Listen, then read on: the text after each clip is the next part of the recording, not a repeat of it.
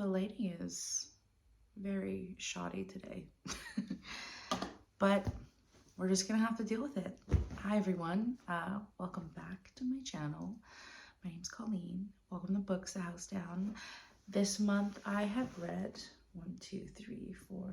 7 books. 7 books in the month of March, and I'm gonna talk to you about them now. I think I'm gonna start with the order that I read them in, which also coincidentally is the order from like kind of worst to best. So in my opinion. Anyways, the first book that I read this month is a book called Love Me Tender by Constance Debré. She is a French writer. It's translated from the French.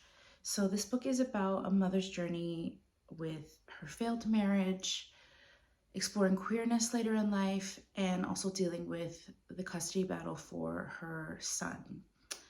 So there were aspects that I really enjoyed about this book, and then things that I didn't so much. I really was interested in, a woman in her 40s exploring her queerness, having left a marriage with a man, and exploring herself. I really loved that. This book is part of I think memoir series. I didn't realize it until after reading this book. I think this is the second book in like a 3-part memoir series. I enjoyed this book. It's really slim and short. She also deals with being broke, like not having a lot of money. Her ex is pretty terrible, and it's pretty ugly in the dispute for trying to gain some custody of her son. So those were really interesting things to explore. I thought it was okay. Wasn't necessarily in love with it, but I thought it was okay. Definitely give it a good read. I'll read the back of it. The daughter of an illustrious French family, Constance Debré abandoned her marriage and legal career in 2015 to write full-time and begin a relationship with a woman. Her transformation from affluent career woman to broke single lesbian was chronicled in her 2018 novel Playboy, praised by Virginie Despentes, which is a book that I read earlier this year, an author that I read earlier this year, for its style at its once flippant and consumed by anxiety. In Love Me Tender, writing graphically about sex, rupture, longing, and despair, Debré deals courageously with love in its many forms, reframing what it means to be a mother beyond conventional expectations. It's blurbed by Maggie Nelson, Eileen Miles, Rachel Kushner, and Gary Indiana. So it was good. It was good. Didn't necessarily stand out to me this month, I'll say that. The second book that I read this month is Elena Ferrante's The Lost Daughter. Everybody knows about Ferrante. This has been made into a movie with Oscar winner Olivia Colman. I haven't watched it yet. I want to watch it. That was the whole point of me reading this book, was that so I could watch the movie. Haven't done that yet. But yeah, it was also a really slim novel. Also another novel that explored a woman leaving her family, a mother in particular leaving her family. It also explored like unraveling what it means to be a mother, what it means to be a woman navigating in the world, what it means to be a woman in midlife navigating the world. Mother-daughter relationships was another big theme in this that I really liked. I half read this and then half listened to the audiobook. Yeah, it was really interesting. I watched the trailer for the movie, and it took on a like darker theme than I was experiencing when I was reading this. I wonder if anyone feels the same way. If you've read this before and you found that, let me know. If you've watched the movie and read the book and you were like, the movie was not what I imagined it to be like based on the book, let me know. That was a really long-winded way to get my idea across, but there we go. I think something you'll notice about me is if I don't not necessarily enjoy, but if a book doesn't stick with me that much, I don't have a lot to say about it. So yeah, these books were okay, in my opinion. Oh, that might be controversial, but that's how I feel. It's my channel. Oh, should I read the back of that? Maybe I should. Okay.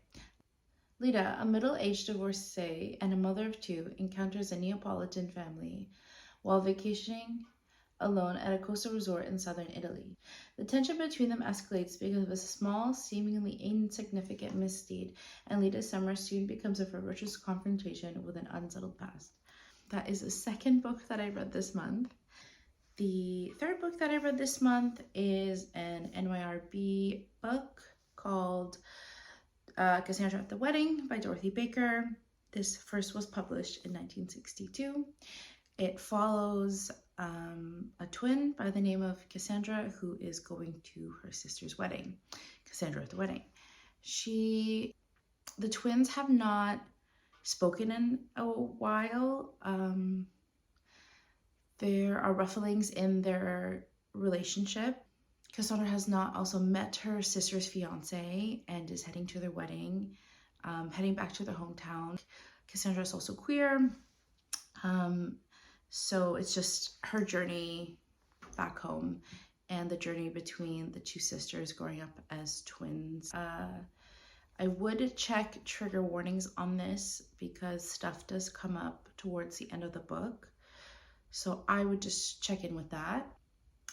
Cassandra Edwards is a graduate student at Berkeley, gay, brilliant, nerve-wracked, miserable.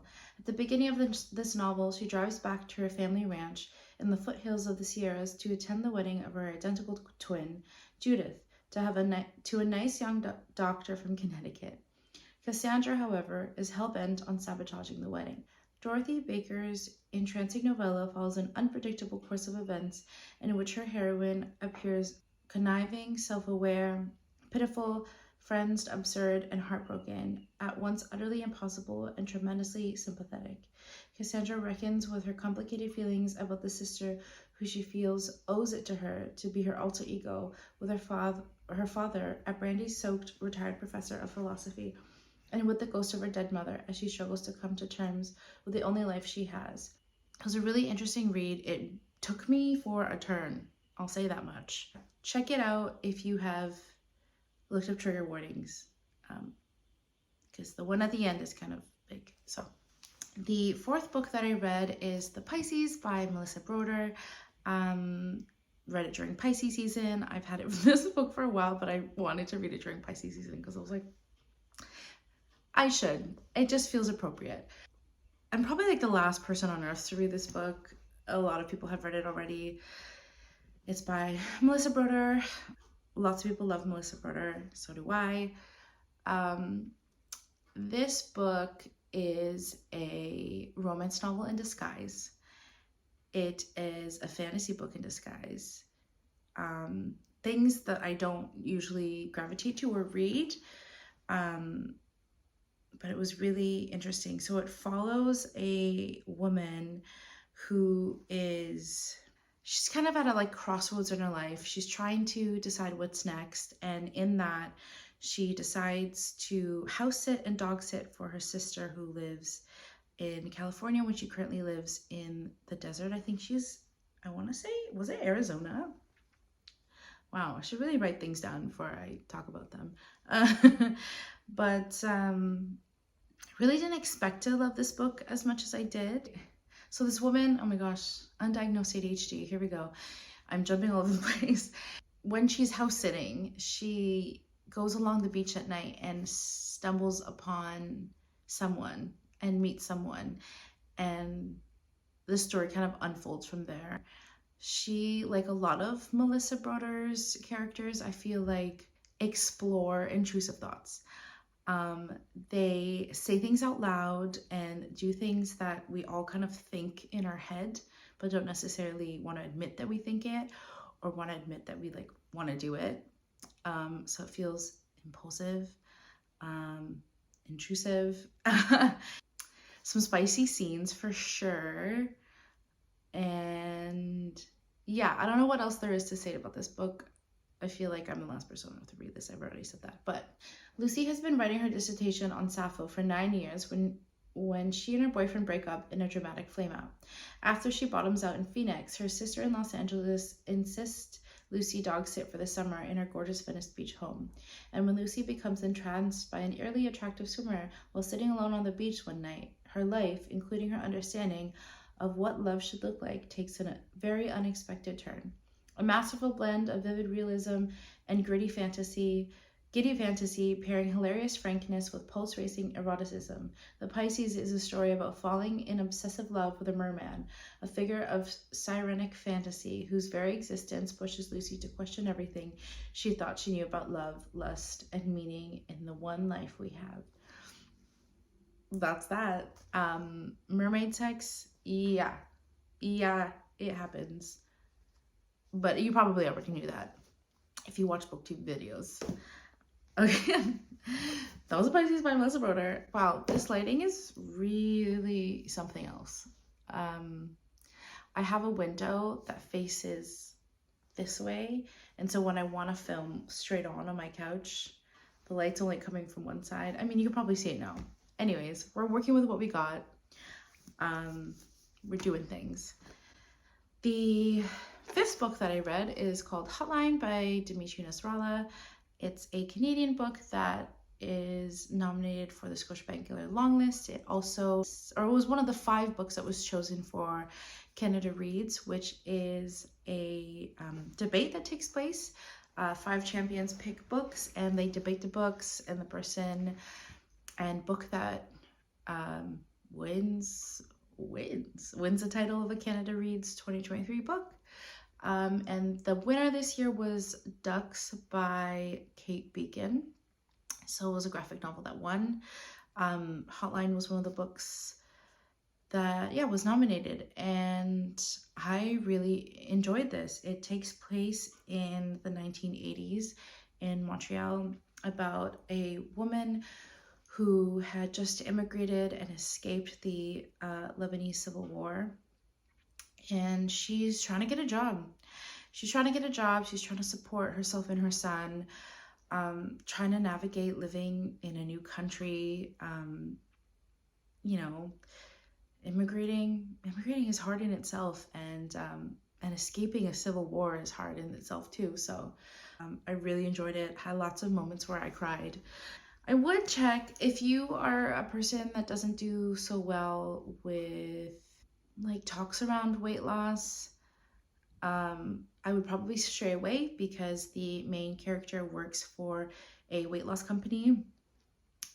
She works for their hotline, answering calls from their clients, and so there are a lot of talks in that, but it's honestly not too bad. It centers more on her talking to these clients and the person that she is, and not necessarily about weight loss. So if that's something that you're I think still try it out. 1986, and Muna Haddad is in a bind. After escaping Lebanon's civil war, she hoped to work as a French teacher in Montreal, but no one trusts her to teach the language. The only work Muna can get is at a weight loss center. All day she takes calls from people phoning a hotline who are responding to ads seen in magazines or on TV. These strangers have so much to say when someone shows interest. Marriages gone bad, parents dying, isolation, personal inadequacy. Even as her new life faces visible barriers at every turn, on the phone, Muna is a privy to the city's deepest secrets. I think everyone should read it to kind of get a grasp of what it's like to immigrate and what it's like to leave a horrible situation behind, and the power of community. And Hotline. The second to last book that I read this month is Real Life by Brandon Taylor. Also, I feel like I'm one of the last people to get to this book. What is there to say that hasn't been said? I saw that Jaylen from The Bar and the Bookcase is going to interview Brandon Taylor for his podcast, Reading the Room, and I am so excited. Congratulations, Jaylen, for getting to do that. That's incredible. But yeah, this was my first Brandon Taylor book. Why did it take me so long to read it? Incredible. Was crying the entire time. Yeah, I have so much regard for the main character. I think his name's starts with a W, Wallace. I have so much regard for Wallace. I just want to hug him. I just want to hug him and hold him and tell him that everything's okay. Yeah, he is a student in a university town, and he is a Black queer man who moved from the South, and just exploring what it's like to be a Black queer person in the world, to be involved in an institution, to deal with microaggressions, to struggle with his past. Yeah, wow, this book was incredible. Read it, read it, read it. You probably already have, but if you didn't, read it. Almost everything about Wallace is at odds with the Midwestern university town where he is working uneasily towards a biochem degree. An introverted young man from Alabama, Black and queer, he has left behind his family without escaping the long shadows of his childhood. For reasons of self-preservation, Wallace has enforced a wary distance even within his own circle of friends, some dating each other, some dating women, some feigning straightness. But over the course of a late summer weekend, a series of confrontations with colleagues and an unexpected encounter with an obscenely straight white classmate conspired to fracture his deafness while exposing long hidden currents of hostility and desire within their community. Gorgeous. Mwah. Mwah. Go read this. The second last book that I read is, Colleen, we gotta find out how to pronounce her name. The last book that I read this month is Butter Honey Pig Bread by Francesca Ekwuyasi. I did this as a buddy read with my friend Zoe, who I've talked about so much on this channel. I love them. I am so glad that we read this together. We were both stunned at how beautiful this book was. What a complete banger.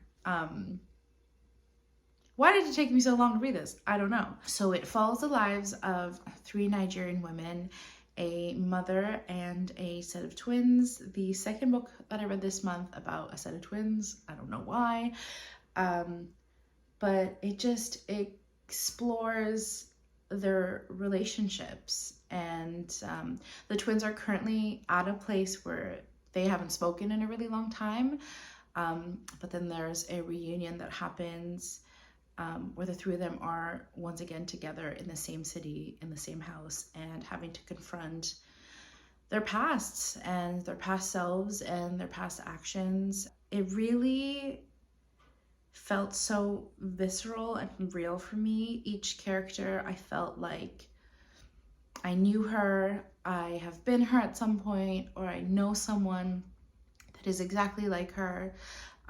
It really weaves in and out of different timelines, different perspectives, through letters in a really beautiful way. Sometimes I feel like when that happens in books where we're going in and out of, for having flashbacks with different characters, I get so confused. That didn't happen with this, and it was so beautiful.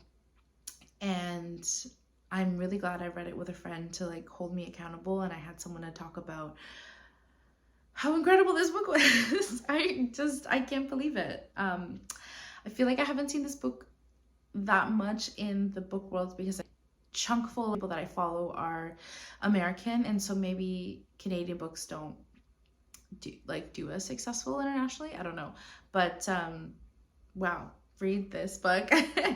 Yeah, my pile of books really went from meh, good, okay to excellent, greatest, the best. Go read it, it's a banger. In sensuous mythic prose, Francesca's sweeping debut novel tells the interwoven stories of 3 Nigerian women. Believing herself to be an Obanji, a spirit that plagues a family with grief by dying repeatedly in childhood and being reborn, Nachi fears the consequences of her defiant decision to stay alive. Her worst fears come true when Kahindi experiences a devastating trauma that fractures the family in seemingly irreversible way. Kahindi moves away to Montreal to heal and build a life of her own. Tay flees to London and attempts to numb her guilt and loneliness with reckless hedonism. After more than a decade apart, Tay and Kahindi return home to visit their mother in Lagos, where the three women must address the wounds of the past if they are to reconcile and move forward. Queerness, death, family, healing past traumas, miscommunications, a dash of Nigerian folklore, and this book felt like a cathartic cry. This book felt like screaming into a pillow over miscommunication with someone. This book feels like missing someone but not wanting to reach out. Yeah, this book. Oh, I'm dropping books. Yeah, these are the books that I read this month. If you have read any of them, let me know. If any of them seem like something you want to read, let me know. Yeah, let's chat in the comments. I don't know what else to say. This video is so long already. Okay, bye.